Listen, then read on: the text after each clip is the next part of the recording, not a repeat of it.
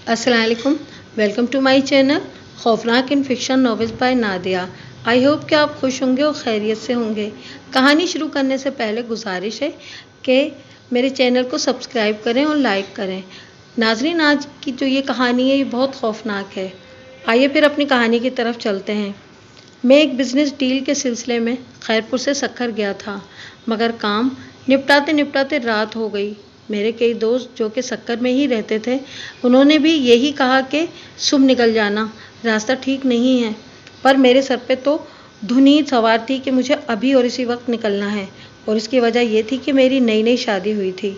मुझे ये बिल्कुल भी अच्छा ना लगा कि मैं अपनी नई नवेली दुल्हन को छोड़कर दोस्तों की महफिल में बैठा रहूं। यही वजह थी कि मैं रुका नहीं और घर की तरफ चल दिया।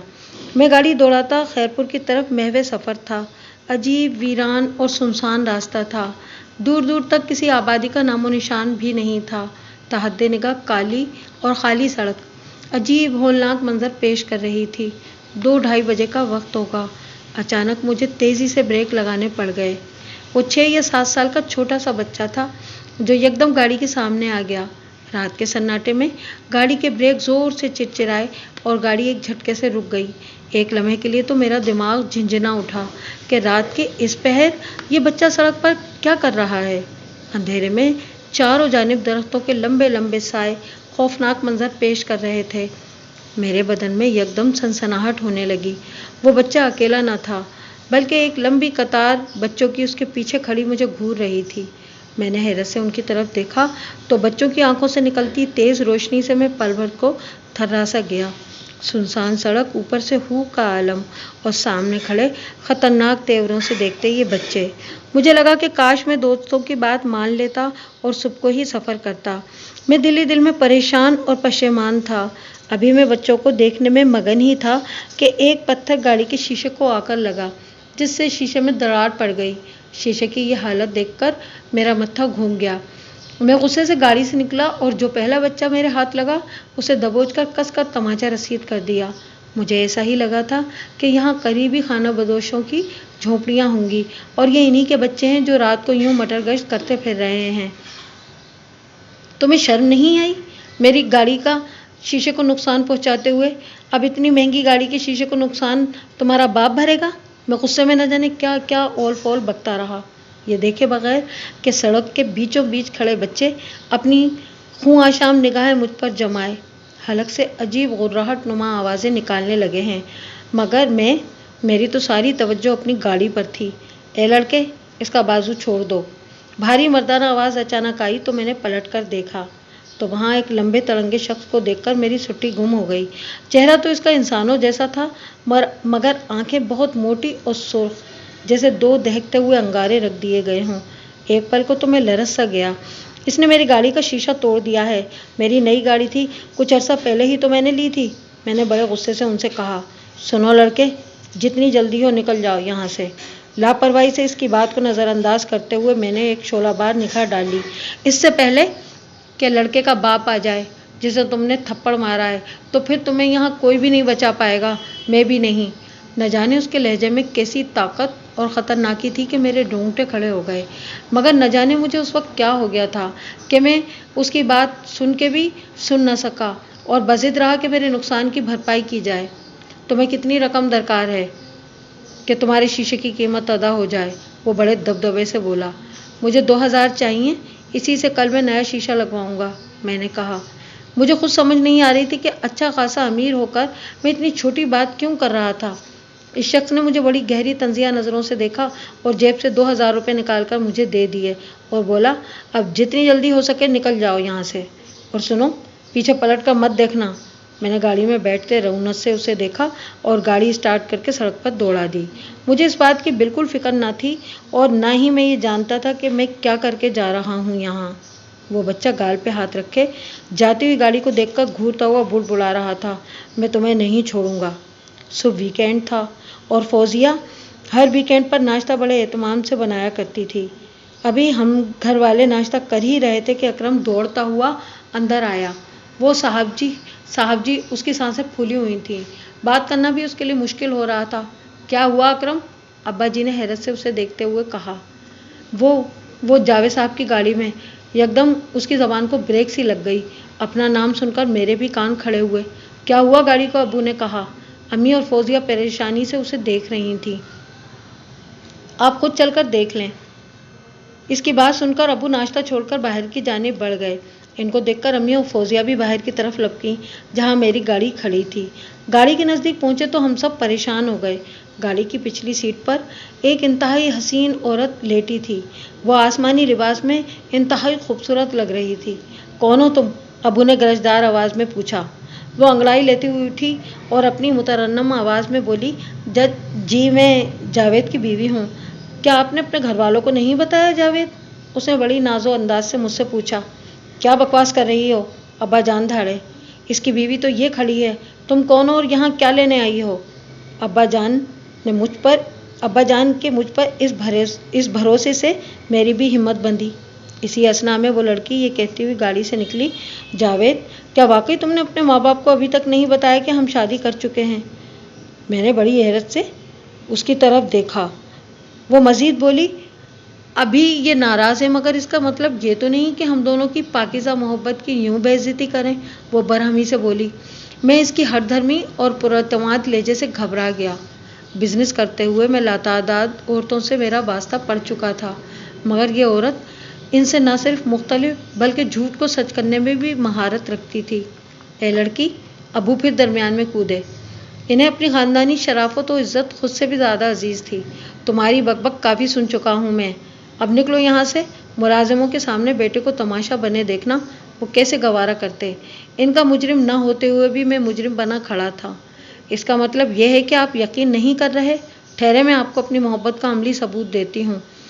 इनकी बात को कोई अहमियत न देते हुए वो पर्स पे झुकी और चंद पेपर निकालकर उनके सामने रख दिए, जिनमें वाज़ेह तौर पर यह लिखा था कि शुमाइल, उस लड़की का नाम, कि शुमाइल से मेरी शादी 3 दिन पहले हो चुकी है, और ये निकाहनामा था। जावेद, ये तुमने क्या कर दिया?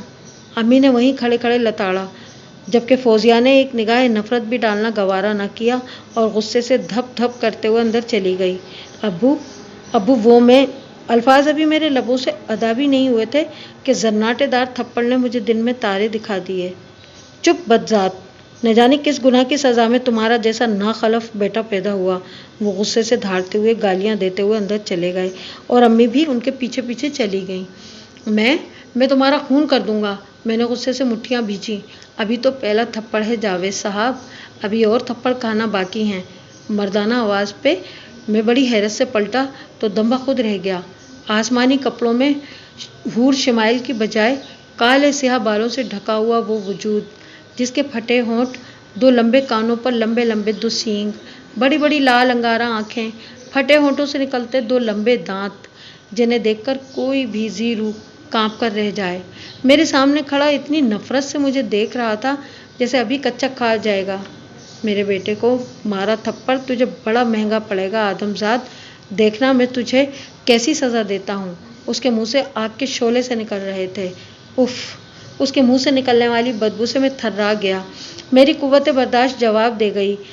नीचे गिरने से पहले मेरे मुंह से एक भयानक चीख निकली, अम्मी! मेरी चीख पे फौजिया के साथ अब्बू और अम्मी भागे आए, मगर कब तक? मैं तो होशो गिरत से बेगाना हो चुका था। देखें अब्बू, इन्हें क्या हुआ है? मुझ पर झुकी हूर शमाइल ने कहा। जावेद, अब्बू ने दौड़कर मुझे पुकारा। अकरम, बाहर आओ। उन्होंने ड्राइवर को आवाज़ दी जो दौड़ा चलाया। उठाओ इसे और अंदर ले चलो। वो एकदम से बौखला गए थे। मैं इनका अकलौता बेटा था। क्या हुआ जो चुपके शादी कर बैठा? मज़हब ने जब 4 शादियों की इजाज़त दी है तो वो क्यों कर इनहराफ करें? ये सोचते हुए उन्होंने शमाइल के सर पे शफ़क़त से हाथ रखा और उसे अंदर ले आए। शमाइल भी सर झुकाए रोती हुई उनके साथ चल दी। उसके लबों पे ज़हर खंद मक्काराना मुस्कुराहट रक़्स कर रही थी। 3 घंटे हो चुके थे शमाइल को कमरे में बैठे, मगर मैं कमरे में जाने का नाम ही नहीं ले रहा था। घर वालों को मैं तमाम वाक़या मिनो-अन सुना चुका था, मगर वो ना मानने को तैयार थे। वो यही समझे कि मैं बाप से खौफज़दा होकर इस शादी से इनकार कर रहा हूँ। हत्ता कि फौजिया भी इनकारी थी। वो शमाइल को मेरे कॉलेज की पुरानी मोहब्बत समझकर ये कहकर उठ गई कि कल वो अपने बाप के घर जा रही है। मेरे अब्बू को ये गवारा न था कि फौजिया बाप के घर जाए। बिजनेस में इनकी इस तरह से साख भी कमज़ोर हो सकती थी। صبح سے شام ہو چکی تھی مگر معاملہ سنبھلنے کے بجائے طول ہی پکڑتا جا رہا تھا۔ میں سر پکڑے بیٹھا تھا، میری سمجھ میں نہیں آ رہا تھا کہ میں کیا کروں، کدھر جاؤں۔ کمرے میں بیٹھی موت میں جان بوجھ کے گلے نہیں لگا سکتا تھا۔ اچانک ہی میرے دماغ میں بجلی کی طرح خیال کوندا، قاری عثمان۔ اوفو، پہلے یہ خیال کیوں نہیں آیا؟ قاری عثمان میرے دوست اسد کے چچا تھے۔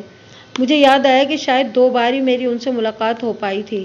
وہ بھوت پریت نکالنے کا کام بھی کرتے تھے۔ اس وقت میں اور میرے دوسرے دوست مل کر ان کا مذاق اڑایا کرتے تھے۔ اسد کے منع کرنے کے باوجود میں انہیں ڈھونگی بابا کہتا، مگر اب میں بری طرح پھنس چکا تھا۔ اب چچا کے سوا کسی پہ بھروسہ نہیں کر سکتا تھا۔ کسی طریقے سے بھی مجھے یہ رات گزارنی تھی جو کمرے میں تو میں ہرگز نہیں گزارنا چاہتا تھا۔ امی، میں آج آپ کے کمرے میں سوؤں گا۔ میں نے رحم طلب نظروں سے انہیں دیکھا۔ میری التجائیہ صورت دیکھتے ہوئے وہ دل مسوس کر رہ گئیں۔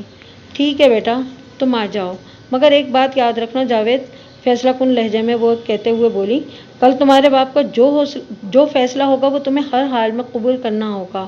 اس میں تمہارا ساتھ ہرگز نہیں دوں گی۔ ٹھیک ہے امی، جیسے آپ کی مرضی۔ امی کی حامی بھرتے ہوئے جلدی سے ان کے روم میں جا کر گھس گیا۔ فی الحال مجھے رات گزرنے کا شدت سے انتظار تھا۔ رات کا نہ جانے کون سا پہر تھا کہ میری آنکھ کھل گئی۔ کمرے میں ملگجا سا اندھیرا پھیلا تھا۔ میں نے آنکھیں پھاڑے دائیں بائیں دیکھا، کمرے میں امی نہیں تھی، ان کا بیڈ خالی تھا۔ دھڑکتے دل سے میں اٹھ بیٹھا۔ امی اس وقت کہاں جا سکتی ہیں، جبکہ انہیں معلوم تھا کہ میں کیوں ان کے کمرے میں سونے کے لیے بضد تھا۔ کیا ہوا، نیند نہیں آ رہی ہے؟ میری پشت سے آواز آئی۔ میں صوفے پہ اچھل سا پڑا۔ ایک طرف اندھیرا، دوسری جانب بھوت کی صورت، کالی سی موت۔ میں ہڑبڑا سا گیا۔ نیند نہیں آ رہی ہے تو کچھ لے آؤں حضور؟ وہ دوبارہ سرسراتی آواز میں بولا۔ تم یہاں کیسے؟ آنکھیں میچے میں نے ہکلا کے کہا، میں تم سے دور ہی کب ہوں؟ لفظ چبائے وہ پھنکارا، میرے پیچھا چھوڑ دو پلیز، میں نے جان بوجھ کے تمہارے بیٹے کو تھپڑ نہیں مارا، مجھے معاف کر دو۔ میں گڑ گڑایا۔ اتنی جلدی گھبرا گئے؟ ابھی تو 2000 لینے باقی ہیں جو تم بڑے بھائی سے لے کر آئے ہو۔ دولت کے باوجود اتنا چھوٹا سا دل ہے تمہارا۔ اس نے صوفے پہ رکھے میرے ہاتھ کو دبایا۔ بالوں سے ہٹے ہاتھ کے لمس کو میں نے بڑی دہشت سے دیکھا۔ اس کے لمبے گندے ناخن مجھ سے پوشیدہ نہ رہے۔ وہ حقیقت میں بھوت تھا۔ دہشت زدہ ہوتے میں پیچھے ہٹا، تبھی وہ میرے سامنے آ کھڑا ہوا۔ لالٹین میں لگی بتی کی جلتی بجھتی لو کی مانند اس کی لال آنکھیں دمک رہی تھیں۔ اس کے لمبے نوکیلے دانت باہر کو نکلے ہوئے تھے اور وہ یک ٹک مجھے گھورے جا رہا تھا۔ دیکھتے ہی دیکھتے میرے ہاتھ پاؤں مڑنا شروع ہو گئے۔ آواز کا پھندا گلے میں ایسے اٹکا کہ کوشش بسیار کے باوجود آواز نہ نکل پائی۔ مجھے لگا کہ میں آہستہ آہستہ ہوا میں معلق ہو رہا ہوں۔ جسم کی اینٹھن بڑھتی جا رہی۔ اچانک کمرے میں 10-12 بچے شور کرتے میرے ارد گرد گھومنے لگے۔ میں یہ سب کچھ اپنی کھلی آنکھوں سے دیکھ رہا تھا، مگر اتنی سکت نہ تھی کہ کچھ کر سکتا۔ برخوردار، اس آدم زادے نے کس گال پہ تھپڑ مارا تھا؟ وہ لمبے دانت نکالے بچے سے پوچھ رہا تھا۔ یہاں مارا تھا۔ ان میں سے ایک بچہ آگے بڑھا اور مجھے خونخوار نظروں سے دیکھتا گال پہ ہاتھ رکھا۔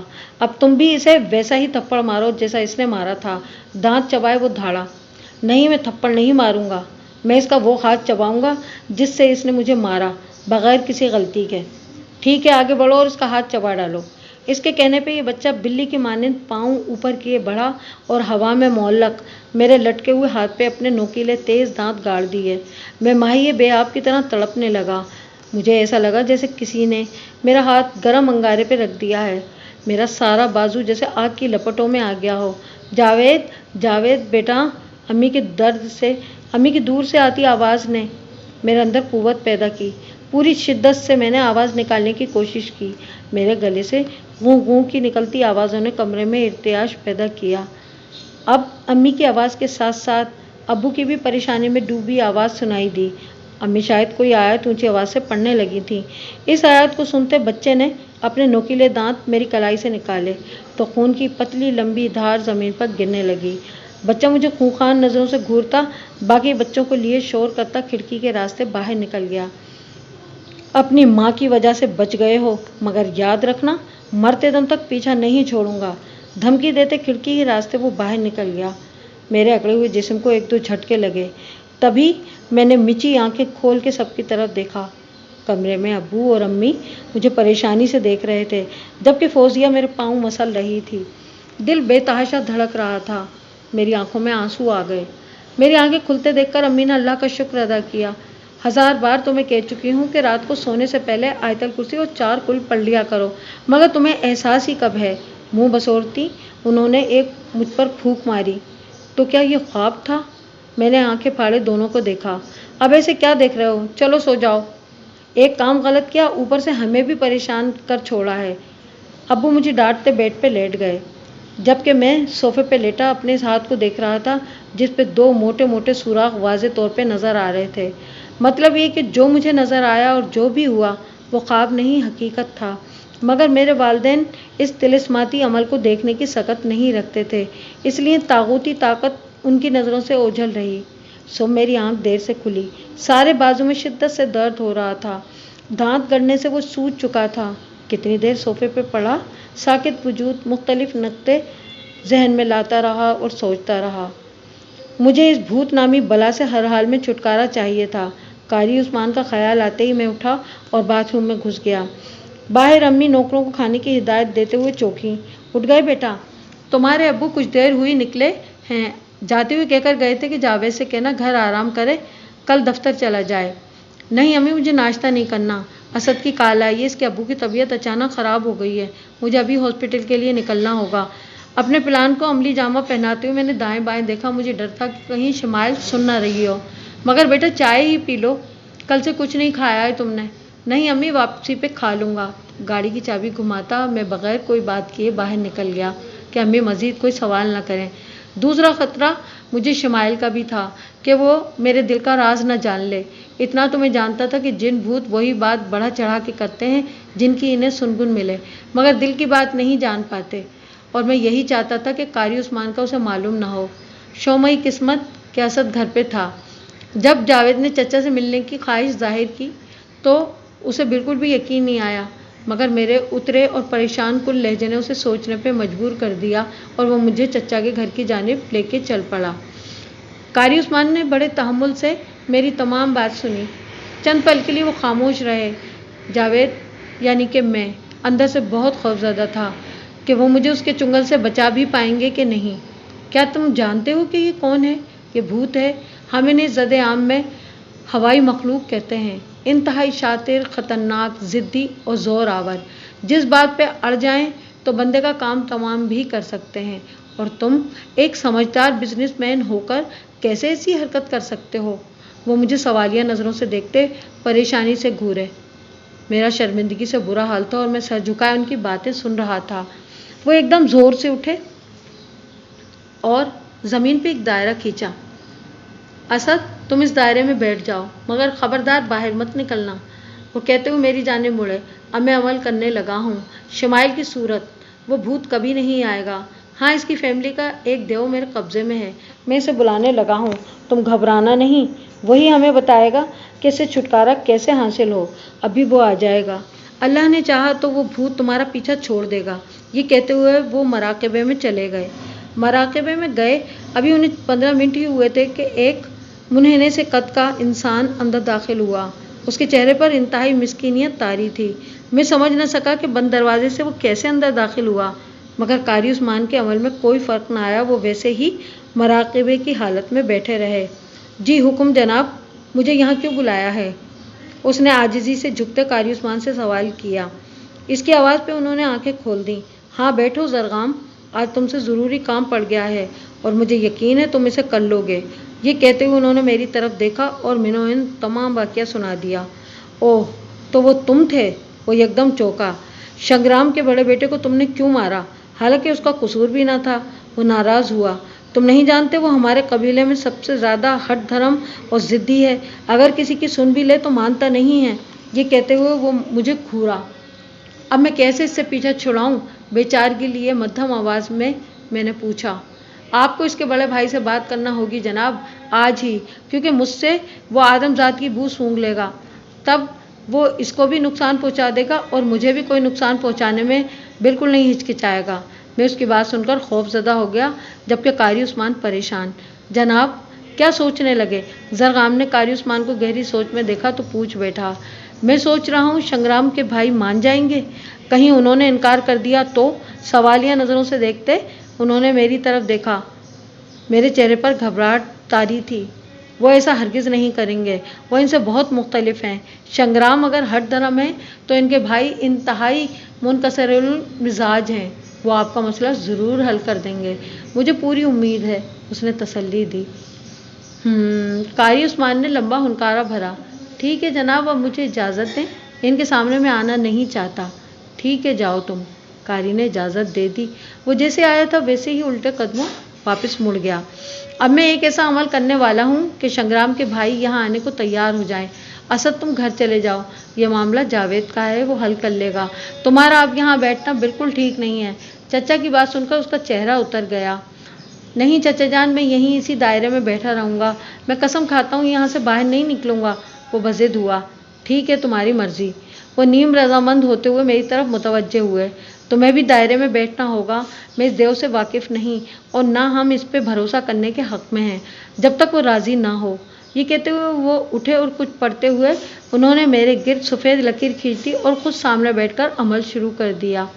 میں اور اسد خاموشی سے ان کی حرکات و سکنات دیکھ رہے تھے۔ اچانک زور زور سے دروازہ بجنے پہ دونوں چونکے، مگر قاری عثمان نے کوئی جنبش نہ کی۔ دروازہ پھر کھٹکا اور اب کی بار انتہائی قداور شخص جس کا سر تقریباً چھت تک جا رہا تھا، سفید لباس میں ملبوس، اندر داخل ہوا۔ اس کے چہرے پہ عجیب نورانیت تھی۔ کچھ پل انہیں دیکھتا رہا، پھر قاضی عثمان کو دیکھتے ہوئے باروب لہجے میں پوچھا، ہمیں کیوں بلایا ہے؟ قاری نے پٹ سے آنکھیں کھولی اور اس لمبے ترنگے شخص پہ گہری نگاہ ڈالی۔ آپ تشریف رکھیں محترم، پھر بات کرتے ہیں۔ یہ کہتے ہوئے جلدی سے زمین پہ چادر بچھا دی۔ وہ شخص چند ثانیے انہیں دیکھتا رہا، پھر آگے بڑھ کر چادر پہ بیٹھ گیا۔ چند پل خاموشی کے نظر ہو گئے۔ قاری عثمان نے بات کا آغاز کرتے ہوئے انہیں تمام معاملہ سنا ڈالا۔ تمام بات سن کر انہوں نے ایک نظر میری طرف دیکھا جو میں سر جھکائے ہوئے پشیمان بیٹھا تھا۔ اس آدم ذات کو میں نے تبھی کہہ دیا تھا جب اس نے تھپڑ مارا تھا کہ شکر کرے اس کا باپ یہاں موجود نہیں ہے، مگر اس نے اپنی ہٹ دھرمی میں شاید ہمارے الفاظ پہ غور نہیں کیا۔ اس کی بات سن کر میں نے جھکا سر اوپر اٹھایا اور بغور انہیں دیکھا تو سر پٹا کر رہ گیا۔ یہ وہی شخص تھے جب بچے کو تھپڑ مارنے پر انہوں نے مجھے فوراً چلے جانے کا حکم دیا تھا۔ انہیں پہچانتے ہوئے مجھے مزید شرمندگی نے آ لیا۔ کاش میں اس وقت اپنے غصے کو قابو میں رکھتا۔ آپ مجھے معاف کر دیں جناب، میں نے ان کے آگے ہاتھ جوڑے، میں نہیں جانتا تھا کہ وہ بچے کون ہیں۔ آپ معاف کر دیں محترم، تو شنگرام بھی معاف کر دے گا۔ قاری عثمان نے بھی التجائیہ لہجہ اپنایا۔ قاری کی بات سن کر اور جاوید کو ہاتھ جوڑتا دیکھ کر اس شخص کا دل پسیجا۔ لاؤ اپنا ہاتھ دکھاؤ۔ انہوں نے میری کلائی تھامی، جہاں پر دانتوں کے موٹے موٹے 2 سوراخ بن چکے تھے اور جن کی وجہ سے بازو کی سوجن شدید بڑھ گئی تھی۔ انہوں نے اپنا ہاتھ ان سوراخوں پہ رکھا اور کچھ دیر بعد اٹھایا تو وہ غائب تھے اور بازو بالکل ٹھیک، جیسے کچھ ہوا ہی نہ ہو۔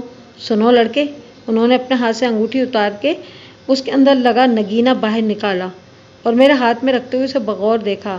یہ نگینہ گھر لے جاؤ اور 3 دن کے لیے گھر کے داخلی گیٹ پہ ایسے رکھ دینا کہ اس کا سایہ گزرتے ہوئے تمہارے سر پہ پڑے۔ 3 دن بعد یہ خود بخود ہمارے پاس آ جائے گا، پھر شنگرام دوبارہ تمہیں تنگ بھی نہیں کرے گا۔ مگر اب وہ گھر، میں ہکلایا، وہ گھر نہیں ہے، باہر داخلی گیٹ پہ کھڑا تمہارا منتظر ہے تاکہ تمہیں یہیں دبوچ سکے۔ وہ جان چکا ہے کہ تم یہاں کیوں آئے ہو۔ وہ ہلکے سے مسکرائے۔ کیا؟ میں یکدم خوفزدہ ہو گیا۔ فکر نہیں کرو، اب جب وعدہ کر لیا ہے تو نبھائیں گے بھی۔ اب وہ ہمارے ساتھ ہی ہماری دنیا میں جائے گا اور تم سب آدم ذات کے لیے ایک نصیحت ہے کہ رات کو سنسان و غیر آباد جگہوں پر اپنی منمانیاں کرنے سے پہلے ایک بار ضرور سوچ لیا کرو کہ وہاں رہنے والی مخلوق بھی اسی اللہ کے حکم سے وہاں رہتی ہے جس نے تمہیں بنایا ہے۔ اس مخلوق کو تنگ کرو گے تو پھر پریشانی تو اٹھانا پڑے گی، لیکن آئندہ محتاط رہنا۔ دبنگ انداز میں کہتے ہوئے قاری عثمان کی جانب انہوں نے دیکھا اور کہا، ہم نے تمہاری بات مان کر اس لڑکے کو معاف کر دیا ہے، اب ہم چلتے ہیں، اور یاد رہے ہمارے جانے کے بعد عصر تک یہ لڑکا یہیں رہے، اس کے بعد گھر جائے، تب تک ہم شنگرام کو سمجھا لیں گے۔ یہ کہتے ہوئے وہ اٹھے اور مسافہ کرتے ہوئے آہستہ روی سے چلتے باہر نکل گئے۔ سن لیا نا، اب محتاط رہنا۔ قاری عثمان گھورے۔ یہ جنات، چڑیلیں، بدبوئیں، بھوت پری، دیو کا دکھائی دینا یا ان سے ٹکراؤ ہو جانا بڑی بات نہیں کہ کہ انسان خوفزدہ ہوتا پھرے، مگر اس مخلوق سے احتیاط کرنا اور اپنا بچاؤ کرنا زیادہ اہم ہے۔ ان شیطانی قوتوں سے ٹکرانا کم عقلی اور کم فہمی کے سوا کچھ نہیں ہے۔ سمجھ رہے ہو نا میری بات؟ قاری عثمان نے مجھے لتاڑا۔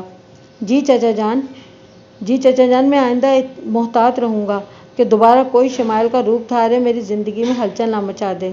میں نے ٹھنڈی سانس لیتے ہوئے نگینے کو بغور دیکھا۔ میں دیکھ چکا تھا کہ غصے اور جلد بازی کا انجام کیا ہوتا ہے۔ جو بھوت سینکڑوں میل دور انتقام کے لیے آ سکتا ہے، وہ کیا کچھ نہیں کر سکتا۔